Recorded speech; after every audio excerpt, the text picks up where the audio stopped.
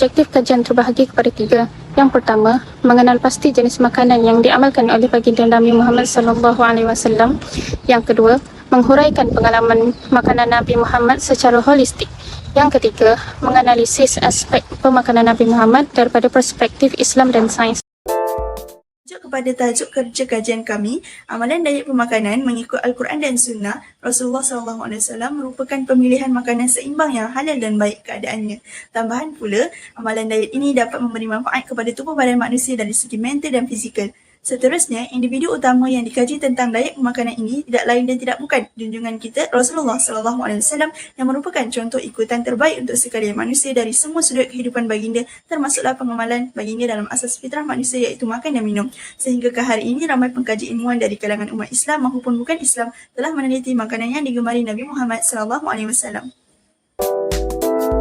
Terdapat beberapa jenis makanan sunnah Nabi Muhammad SAW. Antaranya, yang pertama, habatus sauda. Menurut Islam, ia pernah diriwayatkan oleh Aisyah radhiyallahu anha yang bermaksud habatus sauda adalah penawar bagi segala penyakit kecuali kematian. Herba habatus sauda ialah biji daripada bunga Nigella sativa. Ahli arkeologi pernah menemukan botol habatus sauda di sisi mumia yang berumur ribuan tahun dahulu, yang mana membuktikan bahawa herba ini diamalkan sejak zaman dahulu lagi. Seterusnya, buah delima. Al-Ghazali mengajak manusia untuk merenung tentang penciptaan buah delima sebagai tanda kehebatan Allah. Dalam Islam, buah delima merupakan salah satu buah yang terdapat di dalam syurga yang dikurniakan oleh Allah untuk dinikmati oleh manusia. Menurut sains, nama bagi buah delima ialah Pinnatia granatum. Buah delima kaya dengan unsur-unsur nutrien seperti vitamin C, kalsium dan sebagainya. Buah delima disarankan untuk mengubat cirit-birit, sakit telinga serta kurang lawas pengharaman dan tidak digalakkan kepada mereka yang demam. Buah zaitun juga ada disebut di dalam Al-Quran. Menurut Ibnu Qayyim, buah zaitun mampu merawat keracunan, mempercepatkan proses penghadaman dan mengeluarkan cacing. Allah Subhanahu Wa Taala juga telah bersumpah dengan buah zaitun di awal ayat bahawa ia merupakan penawar bagi pelbagai penyakit.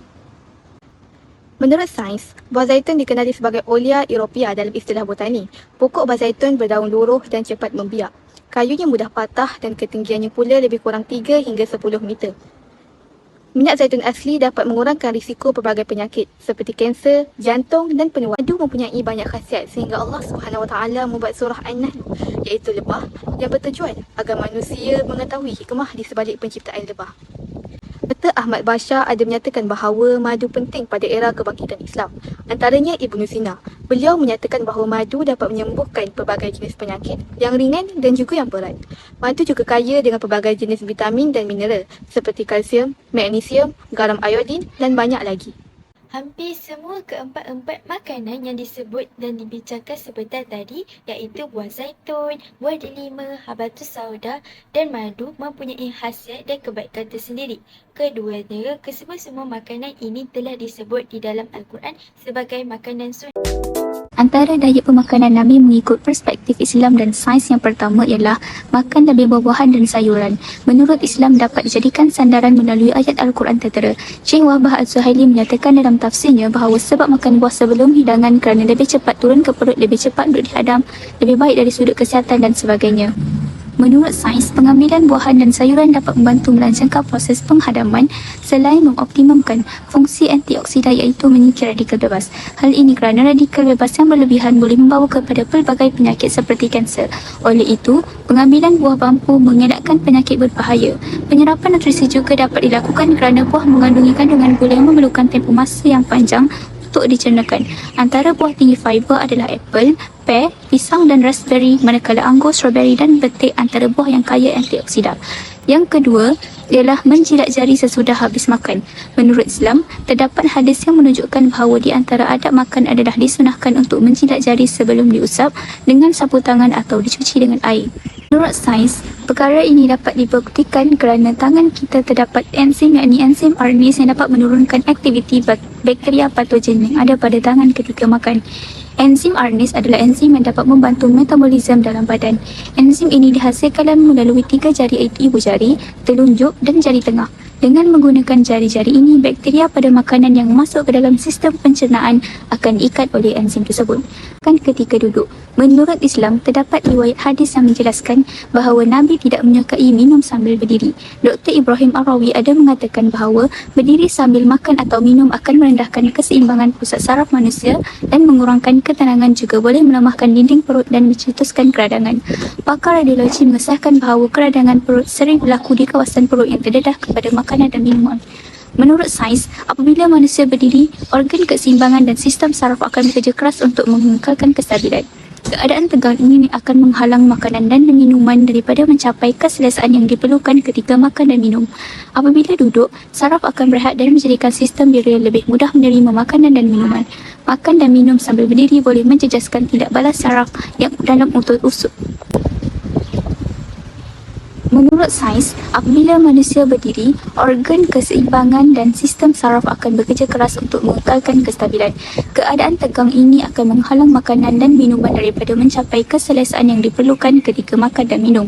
Apabila duduk, saraf akan berehat dan menjadikan sistem diri lebih mudah menerima makanan dan minuman.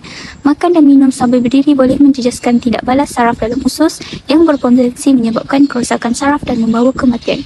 Ia juga boleh merosakkan dinding usus dan menyebabkan ulcer perut.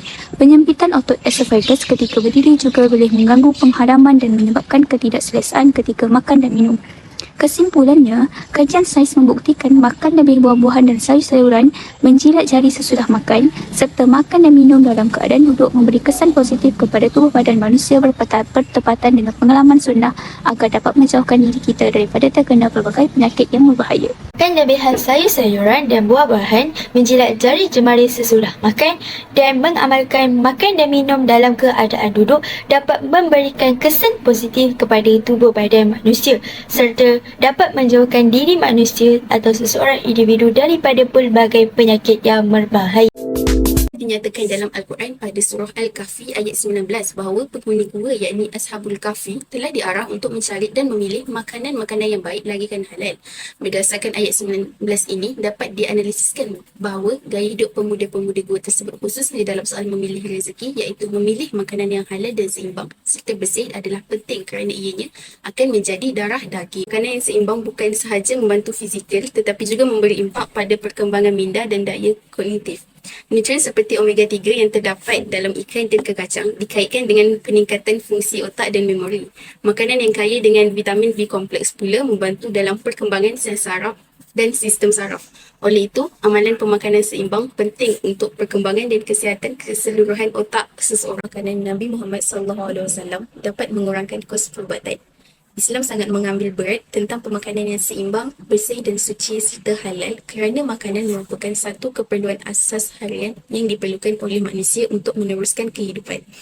Tabiat pemakanan yang sihat merupakan antara faktor yang perlu diberikan perhatian oleh seseorang demi memastikan kesihatan terjamin serta terhindar daripada sebarang penyakit berbahaya. Pengambilan makanan berkhasiat, berzat dan seimbang dalam diet seharian dapat membantu mengurangkan risiko beberapa penyakit termasuk kanser, serangan jantung, angin ahmar, tekanan darah tinggi, lebihan kolesterol, osteoporosis dan spina bifida. Oleh itu, dengan mengamalkan makanan yang seimbang, penggunaan wang kepada kesihatan dapat dikurangkan sekaligus tidak membebankan kerajaan untuk membayar kos perubatan kita akibat kecuaian diri sendiri. Diet pemakanan Nabi Muhammad SAW dapat memberikan vitamin kepada tubuh badan. Menurut Islam, telah dinyatakan dalam surah Al-Baqarah ayat 168 bahawa Allah memerintahkan orang-orang yang beriman untuk memakan makanan yang halal lagikan baik. Konsep halalan thayyiban adalah menyeluruh. Makanan yang dimakan seharusnya daripada sumber yang halal selain berkeadaan baik iaitu bersih, selamat, menyihatkan, tidak memudaratkan dan semestinya bernutrisi. Sebagai contoh, kita hendaklah mengamalkan memakan makanan yang diperkaya dengan khasiat dan berakali seperti yang disunahkan oleh Nabi Muhammad SAW. Antaranya adalah kurma, delima, zaitun, anggur, bali, madu, cuka dan sebagainya. Sains pula, buah tin, buah delima dan kurma mempunyai vitamin dan khasiatnya yang tersendiri yang boleh memberikan manfaat baik kepada tubuh badan. Badan manusia memerlukan vitamin untuk melawan penyakit yang ada di dalam badan manusia dan melindungi badan daripada penyakit berjangkit. Pemakanan sunnah sudah diperkaya dengan nutrisi yang sangat tinggi nilai antioksidan, vitamin dan zat galat. yang sekaligus dapat membantu menurunkan kadar risiko penyakit kronik dan memanjangkan jangka hayat manusia secara semula jadi sekiranya mengamalkan pemakanan tersebut. Sekaligus, apabila seseorang individu mengamalkan pemakanan Rasulullah SAW, individu itu akan dapat menyelesaikan sesuatu masalah dengan lebih efektif. Seterusnya, mereka dapat menjauhi dan terbebas daripada segala penyakit-penyakit yang berbahaya.